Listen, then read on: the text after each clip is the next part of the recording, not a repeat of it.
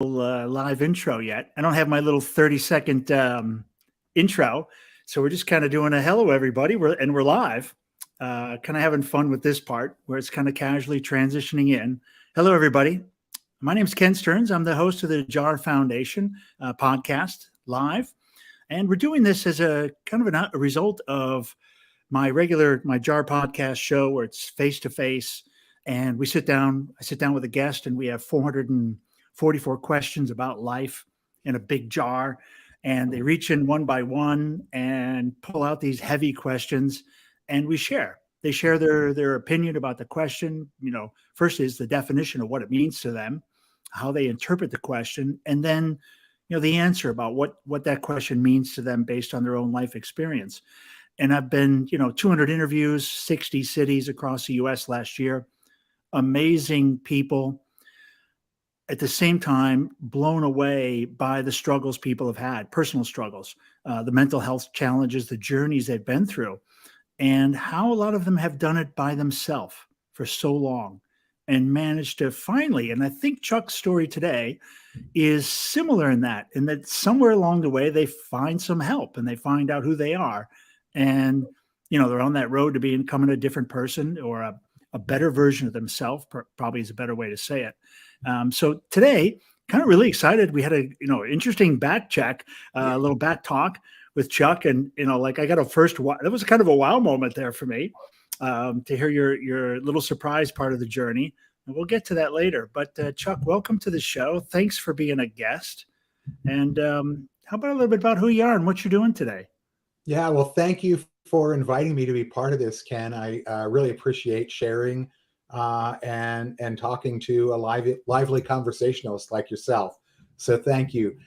So my name is Chuck Hall. I work professionally as a business coach and a team dynamics consultant. I am coming up on my 40th year graduation from college. So I've been doing this for a long time. I have an undergraduate degree in journalism and a master's in organizational dynamics. Okay. I've also recently become a certified peer specialist for mental health. I've had my own business since 2007, married for almost 34 years to my wife, Amy. I have 3 adult children who are 32, 29, and 24. I currently live in Conyers, Georgia, which is east of Atlanta. But I spent most of my life living in Bucks County, Pennsylvania, which is north of Philadelphia. So okay. That's the quick overview of who I am and what I'm doing. Grandfather yet, or is it's still to be determined? No, we have grand dogs. Okay. So that's where we're at now. We've got 3 grand dogs, 2 boys and a girl. I love doggies. I love doggies. Very interesting. So on the business side, how did you end up becoming a business coach? This is because these are really interesting roles to me. Yeah. So it is kind of an interesting evolution. When I first got out of college, I was planning to be a Catholic priest. So I worked for a little while in lay ministry, spent a year in formation with an order of priests called the Paulist Fathers. And after a year, decided that wasn't my cup of tea.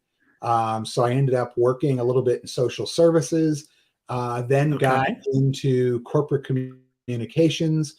And within corporate communications, nobody knows what they're doing when they're first out of college and trying to figure out their job. I kind of took kind of a counseling or advising role on different writing projects and working with business leaders on how to do it. I moved up into management, kind of crossed over a little bit into marketing, from marketing or communications to marketing communications to marketing leadership.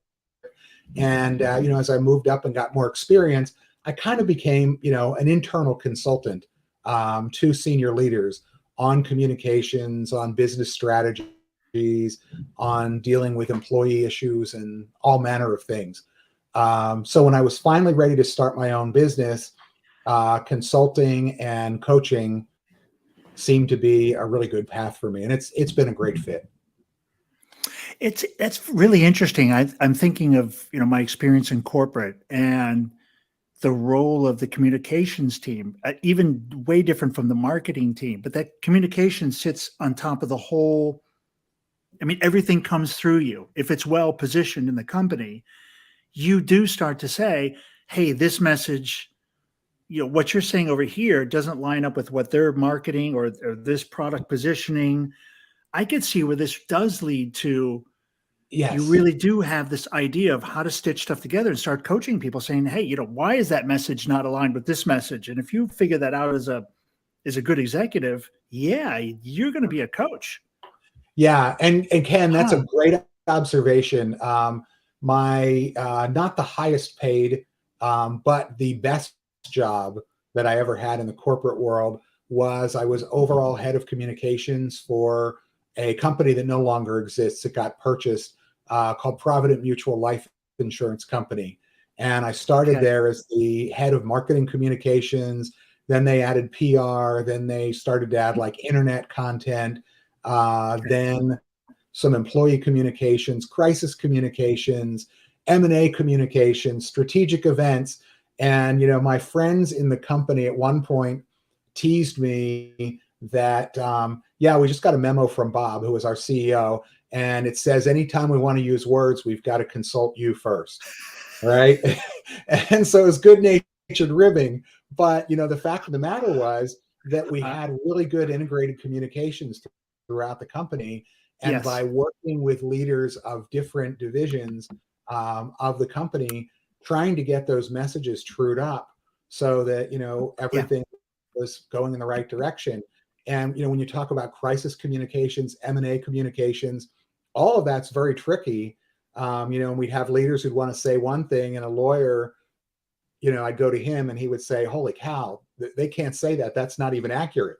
Uh, Right. So it was a great role. They valued me there. And I really found it to be very gratifying to be able to pull all that together. yeah, yeah. So that's funny. I was also, my reference to that, my comment was, I was an insurance guy for Hmm. 35 years. So funny that you're an insurance company. And so I Yeah. immediately was thinking of what it's like for my insurance comms people, the Hmm. role that they played and how they were literally pretty junior people, but they sat with the CEO, they sat with legal, they went into marketing, the marketing person, they went to the product person. Hmm. They were juniorish, but they sat at the highest tables Hmm. because they needed to get that direct, the words from that person, what they were meant to say, how they wanted to say it, and then go back and kind of come back and kind of help you understand how to say it correctly, so it lined up. Yes. Yes. And I will add that by different things that I wrote before they were released, when they were under review by like the executive vice presidents of the company, from a negative point of view, I would say I catalyzed many arguments. Um, Yes, yeah, absolutely, from you a would. positive point of view, I catalyzed many really good business decisions because they didn't really know what they were agreeing to until they saw it in writing. And articulate it in the right way. Yeah, yeah. So when they Yeah. would see what I wrote, then they would have a discussion about like, are we really going to do this way? Is this what we're really thinking? Well, and sometimes because there's meetings happen, you miss a meeting, you miss 2 meetings, you don't read the memo, and you come back to the room and the pitch has changed slightly, the positioning's changed slightly, and you Hmm. find out, "Oh, is that how we're gonna position this new product? Oh." Or Yes. you probably also uncover misalignment. I think the most important role would be helping to uncover misalignment Hmm. within the company, within the teams, to make sure that when you do launch or when you do have a crisis or a merger, that everybody's always on the same page at the end. Yeah, I mean that was the goal. It didn't always happen, but yeah, I think I ought to start writing at least a series of blog posts about some of the funny experiences that happened. Absolutely. Working in that role. Yeah, absolutely. Um, so how did you end up on the kind of the mental health journey? How have you ended up in a place where, because those are crazy roles. Yeah. Those are high pressure roles. You end up you end up really as a counselor, Hmm. a business counselor in a way. So coaching is not just business coaching, but there's a lot of human touch. Yeah. Well, so the mental health journey, as a coach, I was always tried to be really in tune with mental health. When I worked in social services, I worked with abused and neglected teenagers and was what was called a residential counselor. I didn't live there, but the kids did. And so I'd Hmm. go in for like a 10 or 12-hour shift, work with them, kind Oof. of teach them life skills, give them an adult to talk to, kind of help ground them. And they had Hmm. social workers and therapists and doctors and everybody working with them. But I was just basically, be a decent human being to these kids and help them develop some life skills, figure out how to get along with each other, just basically keep them living. And so I did that. Fast forward to October of 2020, and this is Okay. really inflection point for me. Was I almost died, so I was feeling really bad health wise. I hadn't had any form of health care in more than 20 years because I could not function in any type of healthcare setting. So this may sound absurd, but it was incredibly logical to me at the time. I was feeling so bad. I was visiting my mother in Pennsylvania. I was really short of breath. I was feeling exhausted. I had tightness in my chest. And so I went on Amazon and I bought a device to do my own EKG. So I did my EKG, and it said that I had a normal rhythm, but I had tachycardia. My pulse rate was 120 resting. So then I Googled what could cause tachycardia, and the number one reason was high blood pressure. So I went back on Okay. Amazon and I ordered a blood Got pressure got machine. And so that came the next day. I was able to get it overnight. And when I plugged it in, it said, I think it was 199 over 149, and it was flashing hypertensive crisis. So I Googled hypertensive crisis, and it said you should go to the hospital immediately. I called my sister, who's a retired nurse, and she said, you definitely need to go to the hospital. Yeah. I could have Um, told you what she would have told you. yeah, Yeah. why don't you call 911? I'm like, no, I'm not going to call Yes. 911. I'm at my mother's house. She was in her 80s at the time. And my daughter was there. I said, I'll just get Jill to drive me to the hospital. So Jill drove me to the hospital. And, there was my blood pressure way out of control. And so anyway, I was admitted to the hospital. I was in for 4 days. They got me stabilized. But one of the things that I knew, I had read some books and things, and I felt I had what was described as medical phobia. And I found some stuff on the internet, and I just couldn't handle being in a medical environment. Over time, it became harder and harder. And for a Wow. while, I could be, with somebody. My wife had 2 rounds of cancer surgery in 2016 and 17, full recovery. She's in, great health now. Okay. But it was all I could do to stand being in the hospital with her. I mean, it took every ounce of my being to persevere to be there. But the thought of me getting any care, that was impossible. So when I got out of the hospital, I followed up. Oh, while I was in the hospital, I told everybody who I came in contact with, I have a really hard time being here. I think I have medical phobia. So, I got different reactions from doctors and nurses. One of the funniest was, I'm laying in ICU, hooked up to monitors with 2 IVs in me, and a new cardiology fellow came in, hadn't seen him before, and I told him, and he goes, "Oh, are you experiencing anxiety?" And I said, "Yes, extreme anxiety." And he Yeah. goes, "Oh, you should try yoga." Right. And so the thought that went through my head was, well, if you unhook these things and get me a mat, I'm happy to give it a try. but right now I don't think I can do yoga, Yeah. right? But I didn't say that to him. But You I should try found yoga. found one young ICU nurse overnight. When I told her, she asked a magical question and she said, "What's that like for you?" And so she asked me to describe my traumatic experiences with healthcare. And she was very empathetic, very understanding. Obviously took good physical care of me because I was Yeah. able to recover and get out. But when I got out of the hospital, it was during the pandemic.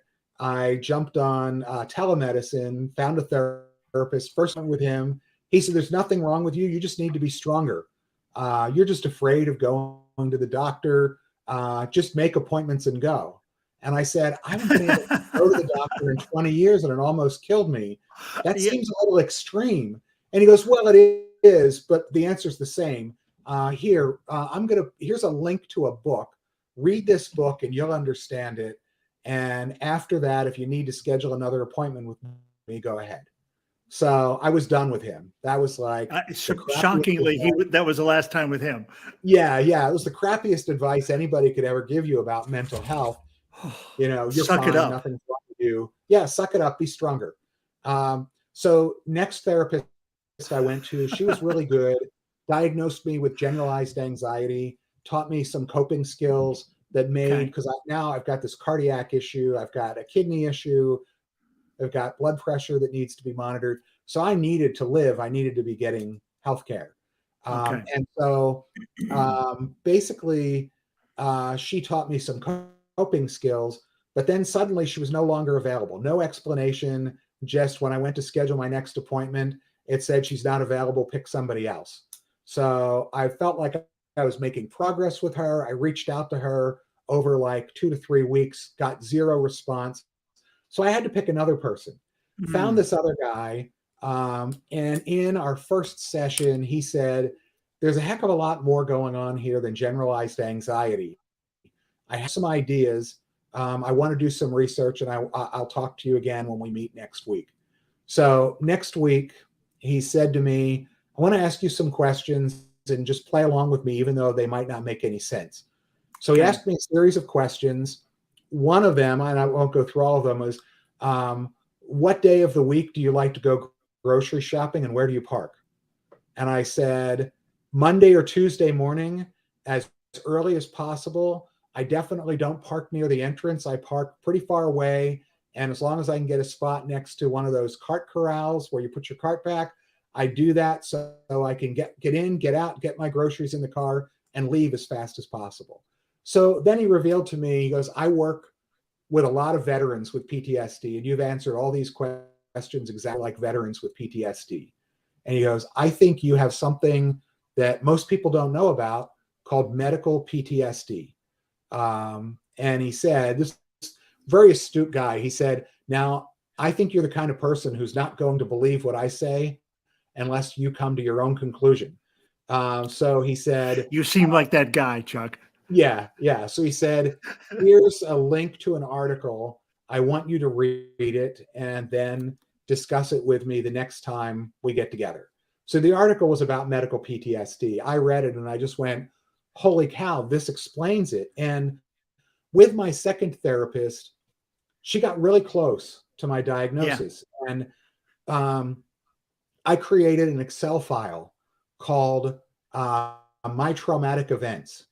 And at that point, I'm now up to like 38 or 39 things, but I started in chronological order, putting things happen to me starting from childhood that I consider traumatic, with either dental care, medical care, injuries that needed medical care, and things like that. And I told her I labeled this as my traumatic events, but she never connected it to PTSD.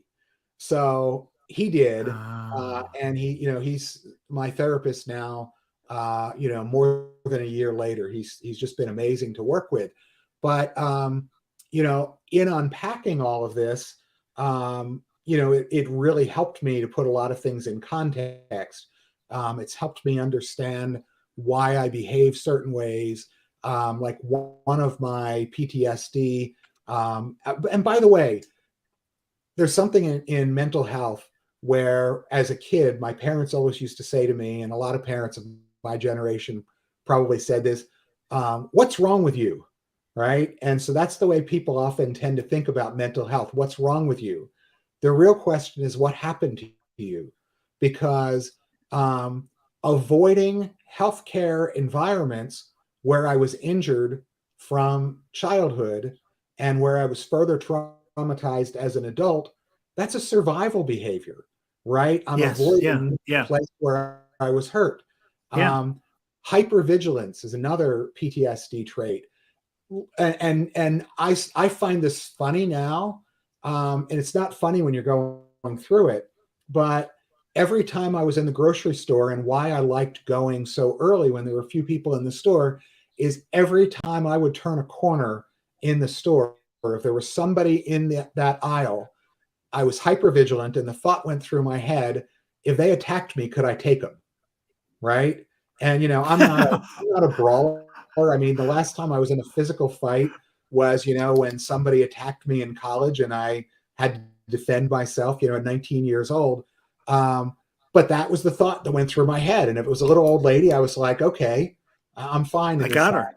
Yeah, I got her. This person who looked like they could be an adversary, it really jacked up my adrenaline because of that hyper. So, there are a lot of traits that I suddenly understood with PTSD. So, Ken, Interesting. That's not all the story with mental health for me, because during my first meeting with my very astute therapist, he said to me, have you ever been tested for being on the autism spectrum? And I was like, no. He said, have you ever done any tests on your own? And I said, I did a couple of quizzes, some years ago that I found online. And, the results were kind of like, probably not, maybe, but probably not. And he said, but why? So let me ask you, Chuck, why did you take the test? Why would you self-test? Because I think for listeners, anybody listening to this show later, what would cause you to?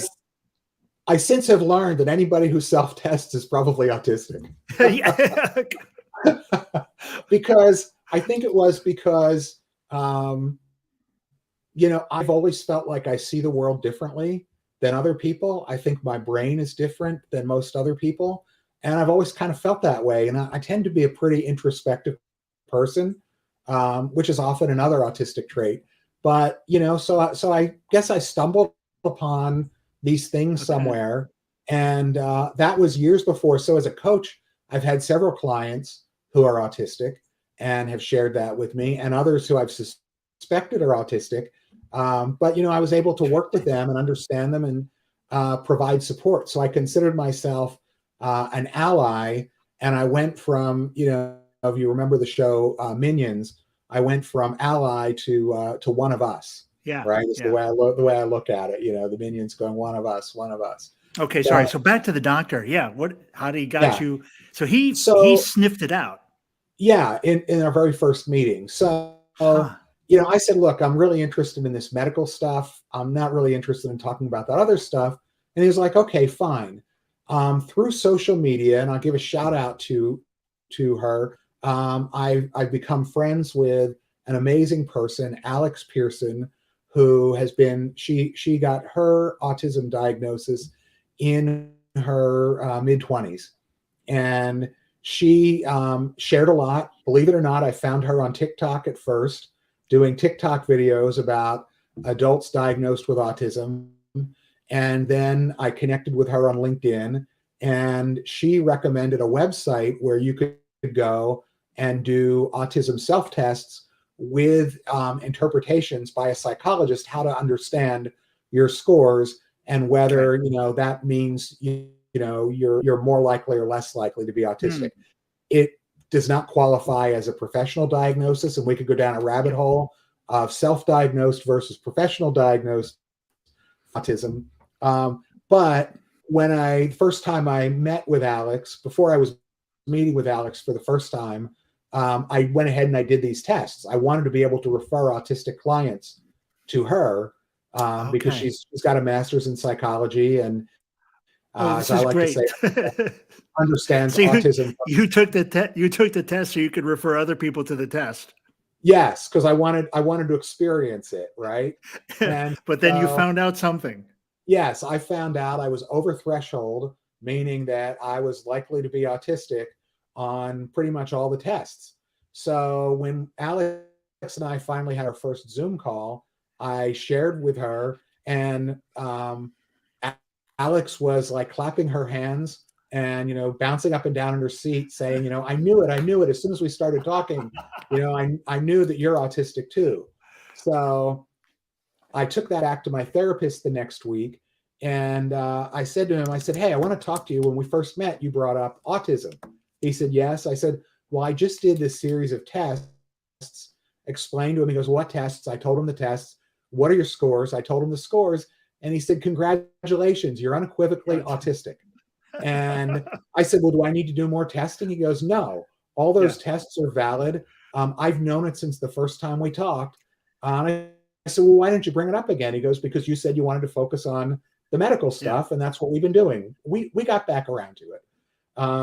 So he's been a wonderful guide, and meeting many other adults diagnosed with autism has really been wonderful. We help each other and help understand each other. There's a Discord channel that I haven't been as active on in recent months for adults diagnosed with autism. And one of the things that autistic people often do is called stimming. So kind of the stereotype, and you'll see this more in children because children don't know to mask or hide their stimming as much. The classic thing is waving your arms or flapping your arms, right? Is can be an autistic stimming trait. I had a number of those when I was a child, never that, but I had a lot of annoying things that other people kind of socialized out of me. But those behaviors help kind of soothe those of us who use them and help us calm down. One of my really bad ones, which I went all through college, and it wasn't until I got in my first job that I was sharing an office with a woman, and she was like, "You've got to stop that. You're driving me crazy." When I was thinking deep in thought, I would sit with a pen and go constantly. Like I could do that for like 10 minutes, not even hearing it, but just the clicking was soothing to me. Bouncing my leg, shaking my foot, all kinds of things. People always would say, "Can't you sit still?" And I would say, "No, I can't sit still." So there's so much unpacking that I've had to do with learning as an adult that I'm autistic. I'd love to make sure we get these some of the notes. So the show will go live and this will be pretty packed. But we're gonna put this on the Apple, well, up on Apple and Spotify. And I want to make sure we get the notes. Maybe later you can send me some of the links that you've got. Any Yeah, resources. absolutely. Absolutely. So Ken, So critical. one of the things after I made all this progress with my therapist, he said to me, "Look, you're a coach. You've really been making a lot of progress, on your PTSD with autism. Have you given any thought to how you can help other Yes. people?" And I Yes. said, "Yeah." I said, "In fact, I'm doing some work to incorporate more of this into my coaching." And he goes, "Well, how about volunteering to help other people with their mental health?" Great. So I said, "Well, I don't have any training to do that, so I'm not really comfortable doing that." And he goes, "Just jump in, you'll be fine." I said, Yes. "No, I won't." That's So not you. That's I not just Chuck. no. So I discovered training. I didn't know this existed, and it exists in most states in the United States. It's called a certified peer specialist for mental health. And Oh, in Georgia, where I live, it involves about 2 weeks of training where you learn about how to be a peer to support other people going through mental health recovery. hmm. So they teach, various skills and approaches and things for you to do. And then after you finish the training, you have to sit for a written and an oral exam. And then once Oh, you pass, you're a certified peer specialist for mental health. You can work full time doing that if you wish. And basically, a certified peer specialist is, I love this term that I learned from another highly experienced certified peer specialist. You are a dealer of hope, because basically what you're saying to other people, you're not a therapist, you're not a social worker. You're saying, I'm a person just like you. I've had some mental health challenges. I am navigating my way through this. I'm going to manage this for the rest of my life. But, like there was an old book in the 70s, I'm okay, you're okay. And, I would paraphrase it to, I'm going to be okay and you're going to be okay too. So that's the first thing that a certified peer specialist does. The other thing is just to demonstrate compassion, right? So, I had people, as I couldn't tolerate healthcare, I had various people say to me, oh, you're a baby. Oh, men are chicken. They don't like doctors. If you had to go through what a woman did, with childbirth, you'd probably die. And I would like, yeah, I would rather die. Yeah, you would. Yeah, for you, you'd rather die. Right. I came close. I managed to beat it. And then finally, a peer specialist, certified peer specialist, can help people develop different skills, goal setting, how to take one step ahead, how to advocate for yourself. A lot of times people who are experiencing mental health challenges feel weak and unsure. And we've got these experts with degrees who kind of say, okay, this is what you need to do. This is what you have, or this is the condition, you need to do this. Well, the reality is each one of us is an expert in our own lives and in our own bodies, our own minds, right? So when we're talking to a therapist, there are two experts in the room. They're experts by their education and experience. We're experts by living in our own bodies, our own minds. And so teaching people self-advocacy is a huge skill that comes along with being a certified peer specialist. You've got an amazing journey, and it seems like you're kind of at the beginning of like your journey up to that point, finding out, discovering that you had autism and kind of sorting out that PTSD part. And all of a sudden now you've got this whole other life ahead of you. Yeah. I mean, it really, thank you for recognizing that, because it really is a demarcation point. Yeah. And I can feel it. So, and my life has completely changed. I think I'm a better coach. I'm a better consultant. For sure. And that's what I do with most of my time. I work part-time, just getting started with a community mental health organization as a certified peer specialist. But I'm talking with a lot of people informally. And there's kind of a theme to what I'm trying to help people understand. And it is this, and I really appreciate you giving me the opportunity to share this, is that every one of us is likely experience some form of mental health crisis during our life, or some mental health challenge. It might be very minor and it might pass quickly. It might be severe. It could be intense depression. Someone might need hospitalization or medication or really strong intervention. There's a lot of stuff people go through, but the takeaway for me is that we can be living with a mental health challenge and not even really be aware of how much it's affecting us, affecting our physical health, our mental health, affecting our potential. And the people really around us, right? Yeah, it can be holding us back tremendously. Yeah. And so I was just in a program yesterday where I was a participant, and there was a panel of mental health experts who were being, they gave a brief presentation, then asked questions. One person in the audience asked, how do we know if somebody's having a mental health crisis, and what should we do about it? And so they literally answered the question. My answer would have been a little different. Okay. We all need to be aware of our mental health all the time, and be aware of the mental health of those around us.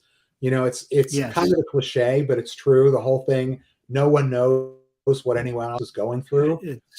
And so the kinder we can be to people, the more curious we can be in asking questions of people versus judging Mm. them, and the way we can try to be of service and help people rather than being demanding or forceful with them, we'll all be much better if we can just look at that and realize that anybody could be going through anything at any given moment, and maybe they're not being their best selves, but maybe we can be our better selves by helping them.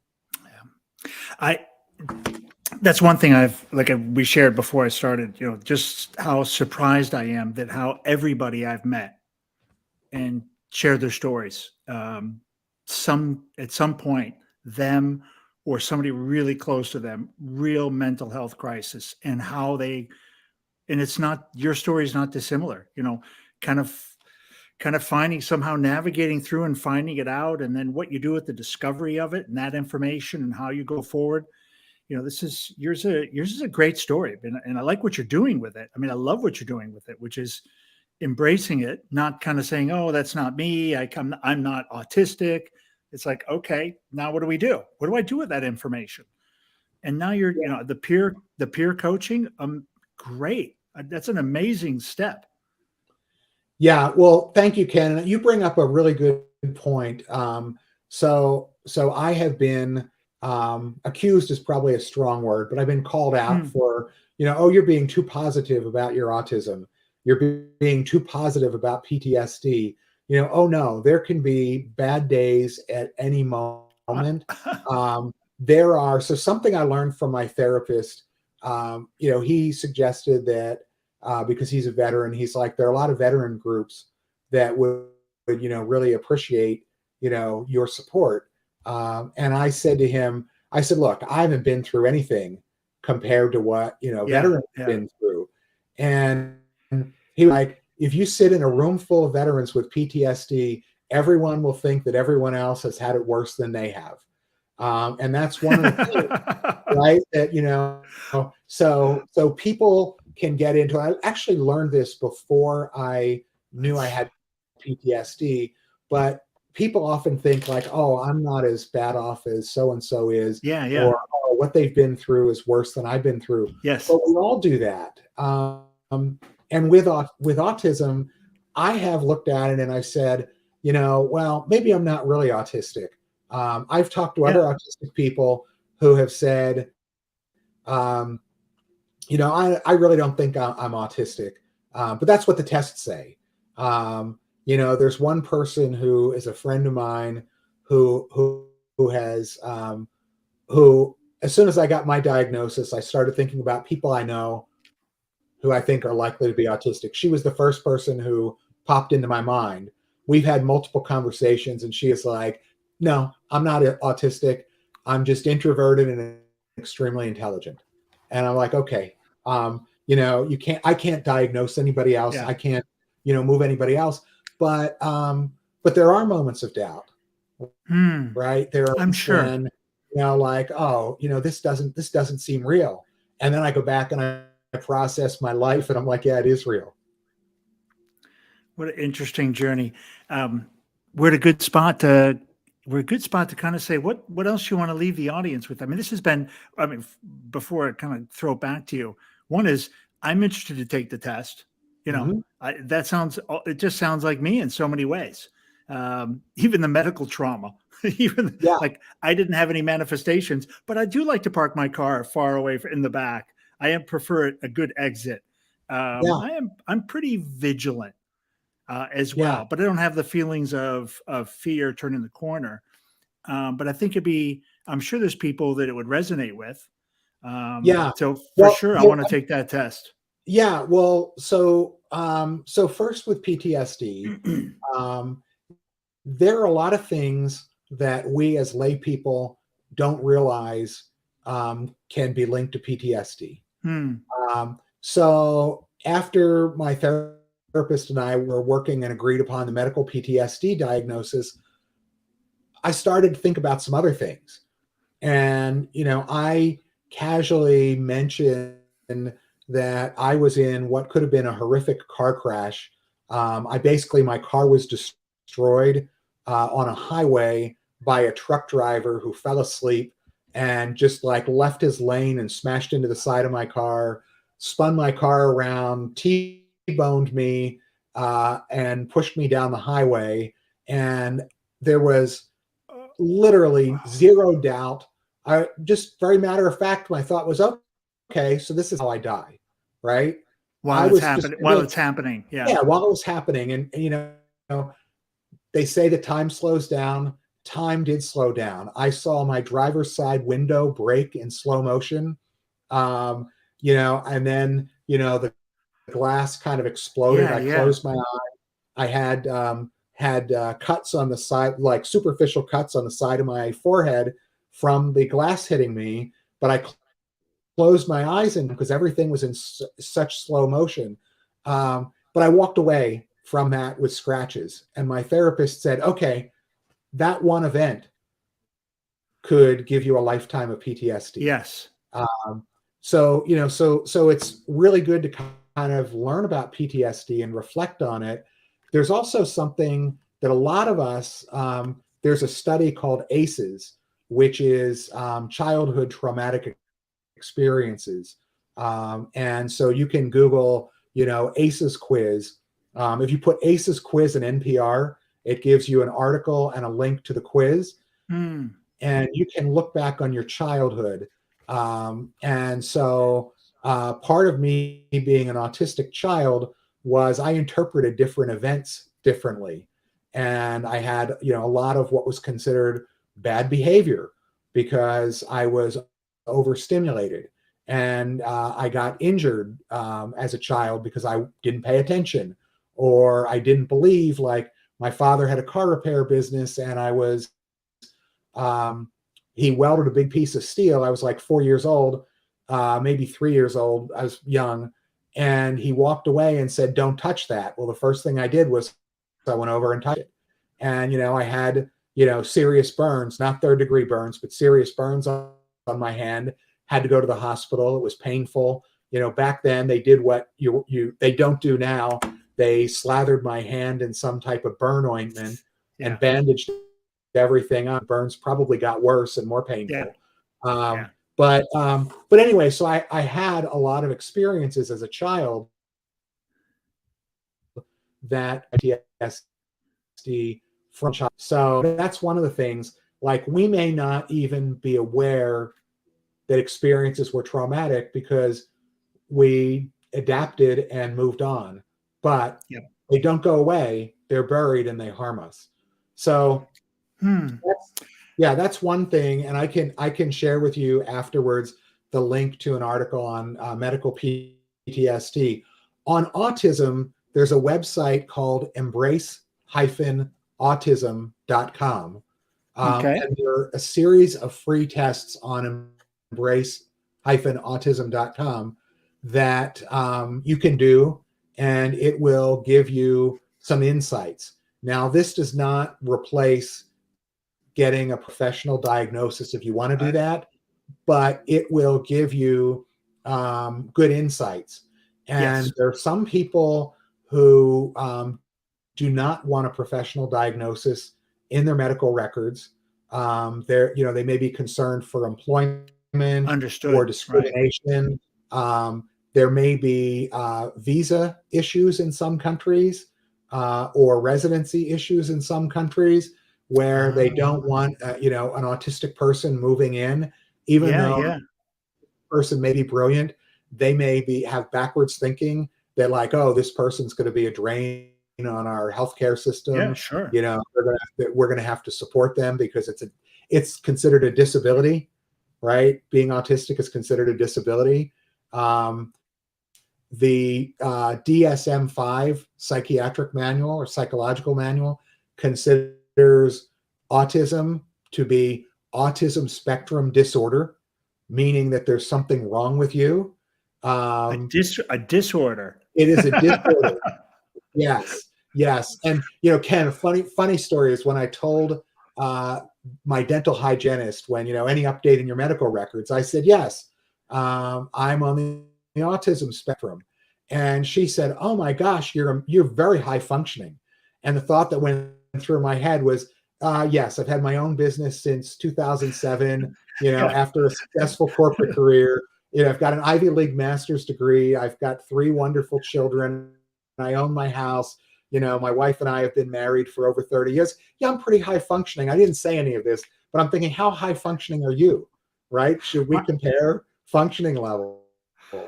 Oh God, that's a yeah, weird. there's a lot of stigma, a lot of misunderstandings around autism.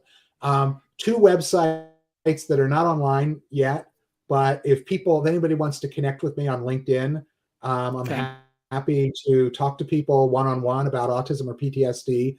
I'm easily findable on LinkedIn, Chuck Hall. And my email is chuck@chuckemail.com. I'm happy to put that out there. And 2 websites that are coming. One is on medical PTSD. I'm part of a working group putting information out to help people understand medical PTSD. And then I'm also spinning up a website called Autistics Among Us that highlights people like me who are autistic but living in the world, having great lives. And most people, have stereotypes about autistic people, and I'm not the stereotype. Yeah, absolutely. Absolutely. Well, Chuck, great. I mean, a great conversation and much needed. And I think, part of what we're trying to do with this show is to remove some of the stigmatism. Um, one of the biggest issues, as you may know, for people seeking out mental health help, as you kind of alluded to, is the stigmatism that gets attached to it. And I even forgot about the fact that it's a record and it's a illness, and the other parts about the international part. I mean, those are all parts I've kind of forgotten about. So it is. I mean, the stigma is not just amongst your own self. Like you said, people don't even want to have their own recognition, stigmatizing themselves as somebody they wouldn't want to be labeled as, but also how that impacts, the worldview of you. Yeah. And that's, sitting there with a hygienist looking at you and making a judgment on you as being a human and how you're doing in life, kind of bananas. So that's kind of, I'm really appreciative of you being so open and sharing. This is a long way to what we're trying to do. And I think kind of getting these resources together in one place is fantastic. Thanks, Chuck, so much for sharing. I really appreciate it. And thanks to everybody that's watched. Thank you for the opportunity, Ken. And again, nobody needs to hide. Go ahead. Yeah. Star Trek always said space is the final frontier. It's not. Our own minds are the final frontier. And the only one that matters. The only one Absolutely. that matters. Everything in our own mind, people. Again, Chuck, thanks so much. Thanks, everybody. And thanks for the random 1 and 2 watchers that we had on the show. I don't know if you've got that little symbol up on top, but we even got a heart. I mean, might be the first heart we ever got on the show. So I owe that to you, Chuck. Thanks. Your story resonated with somebody. Yeah. Wonderful. Thank you, Ken. Yeah. Okay. Let me find a little exit. I'll try to kind of gracefully exit us out. Hang on for a quick minute. Let's have a post chat in the green room. Okay. Thanks, everybody.